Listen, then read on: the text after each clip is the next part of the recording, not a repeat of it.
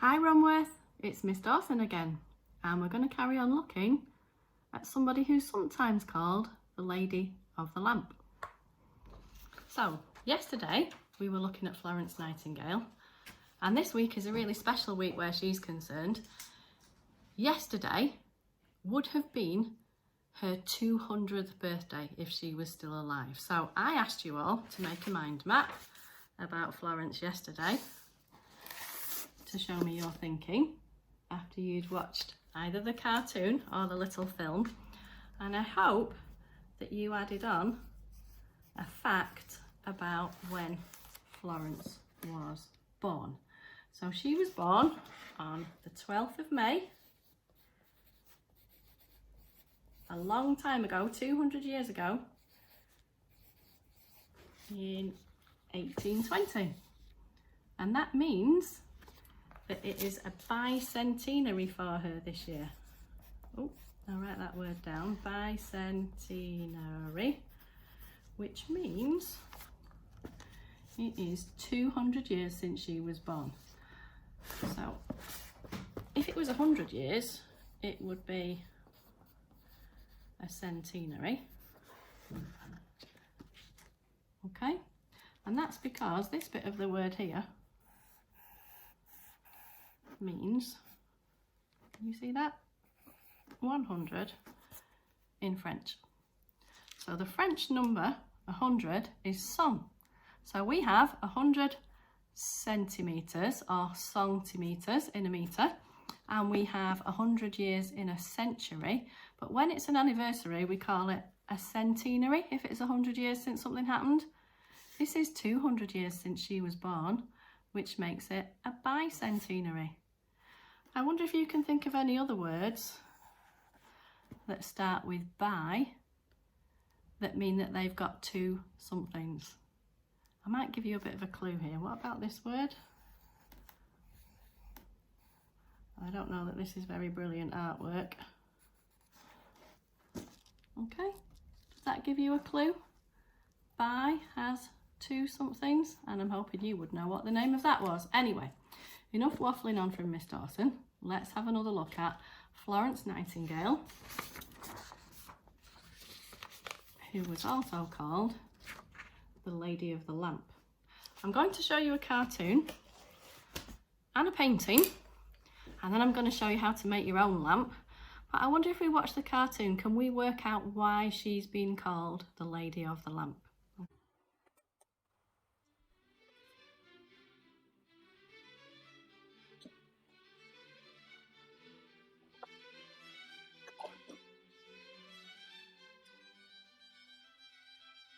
Hello children, my name is Florence Nightingale.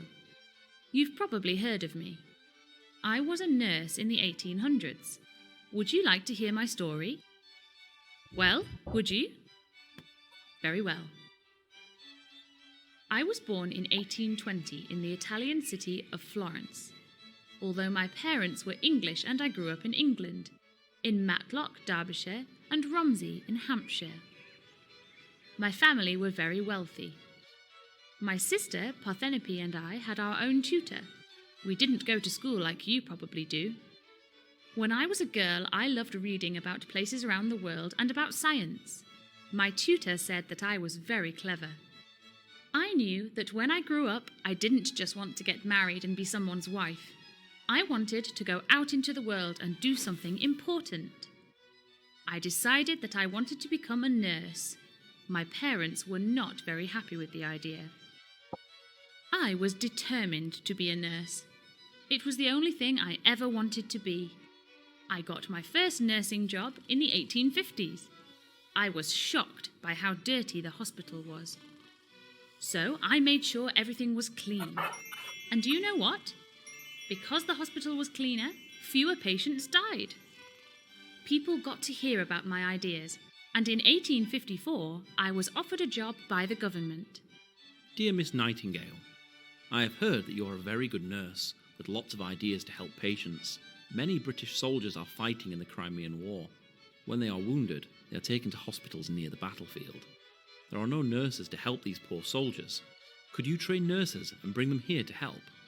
This will be a difficult job, but you are needed desperately. We hope that you will say yes, don't you know?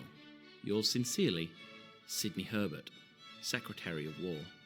I was honoured. This was a chance to make a real difference to people who are ill and suffering. I wanted to get started straight away and gathered 38 nurses to travel with me. The battlefields of the Crimea were a long way from England. It took many weeks for us to get there. We didn't actually swim, we travelled by ship. When my nurses and I arrived at the hospital in Scutari, we could not believe how bad the conditions were. The injured soldiers did not have clean water to drink. The bed sheets, the bandages, the floors and walls, everything was filthy. Flies buzzed everywhere, and rats and cockroaches ran between the beds. The smell was dreadful. It wasn't a surprise that so many soldiers were dying in the hospital.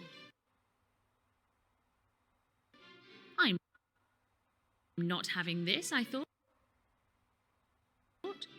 I knew exactly what to do. I got organised.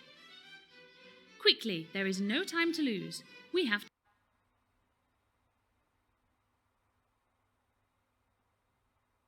to help these poor soldiers. Listen very carefully, I will say this only once. Go sweep the floor.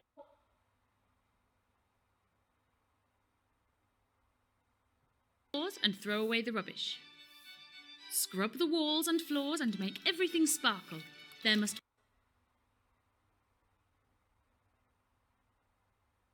be nowhere for germs to hide. Get clean bandages for everyone.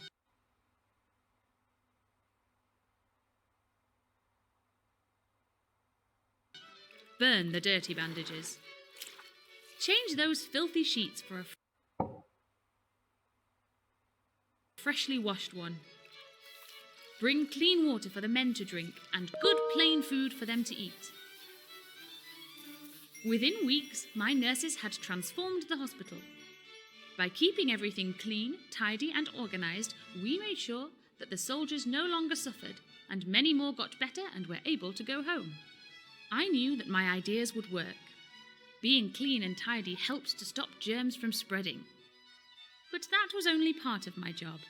I also had to look after the poor soldiers in my care. My nurses and I made sure that they had their medicines, we kept their bandages clean, and we helped them when they were in pain. For some soldiers, nighttime could be a sad and lonely time, so I carried my lantern on the wards and talked to any soldiers who needed my help. The soldiers started to call me the Lady of the Lamp. Queen Victoria noticed my work. She sent me this wonderful brooch as a reward for my work in the Crimea. It is called the Nightingale Jewel. When I returned to Britain, I set up Nightingale Training School for Nurses at St Thomas's Hospital in London. There, I taught hundreds of nurses how to do their job properly and made sure that my ideas about cleanliness and good organisation were spread to all hospitals. I hope that you enjoyed my story. Goodbye. So I hope you enjoyed that little cartoon, and I hope that you now know why she's called the Lady of the Lamp. Here's Florence on her ward, being the nurse looking after the patients at night. You can see her lamp, and you can see that soldier. He's one of the patients. I think he's probably quite glad that she's there, and that glow of the lamp is probably really helping him feel better. It's important to look after people and make them feel better, as well as having things clean and tidy and washing your hands and helping to stop germs spread. So we're going to have a go at making a lamp. Here we go. Let's try making a lamp. So you need a piece of paper, and it doesn't matter if it's a piece of white paper that you then colour in to make it look lamp coloured, or if it's a piece of, well, I didn't have black, but this is a shiny kind of paper that's almost black, so this is what I'm going to use. So what you need to do, more paper folding, is fold your piece of paper in half, and then with some scissors cut off the end. Okay, a bit wider than your finger, If you wanted to be really clever, you could use a ruler. I'm just going to show you one here. I'm going to cut the end all the way off. And we're going to save that to make the handle. Then what you're going to do is fold your paper in half again, but today we are going to fold it in half again long ways. And pinch it.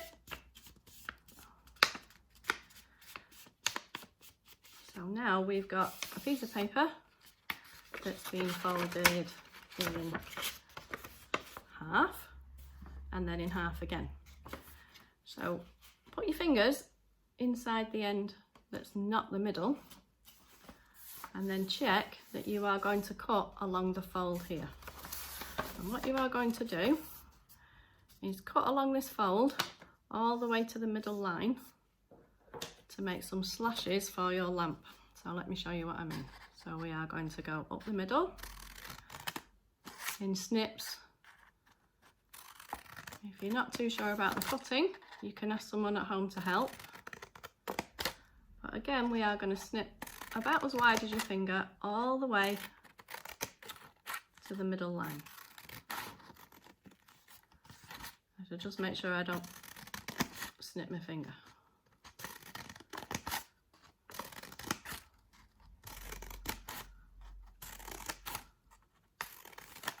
So this bit, if we fold it out now, with it snipped in, is going to make the outside part of our lamp. Okay, I've got an old kitchen roll tube here, and I'm just going to cut the end off and make it a bit shorter.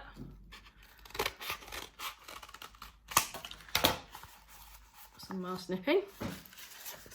You could use a bit of paper or a bit of toilet roll, and you can see that we can wrap that round.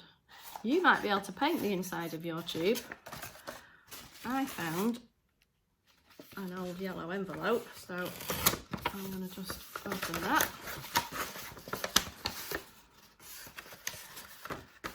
And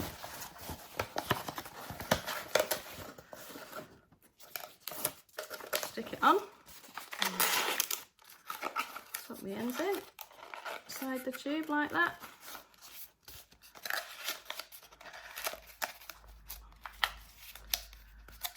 So this is going to be the yellow light inside my lamp. And then you should be able to see some yellow glow. So what I'm now going to do is use a little bit of sellotape and fasten it on like that.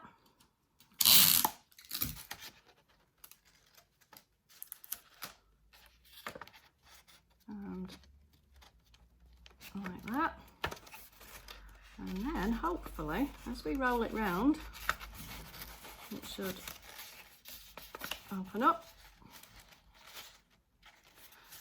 I might chop that off, it might be a little bit long. Chop a bit off.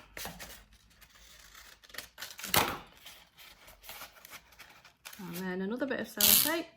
You could use glue. I thought there was less chance of me making a mess while I'm trying to film it for you if I did it with a bit of sellotape.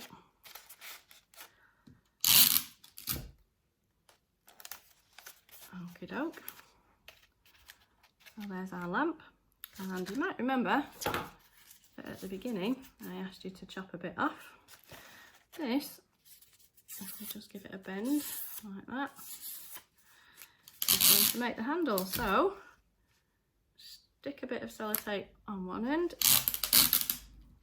and stick a bit on the other end, and then fasten it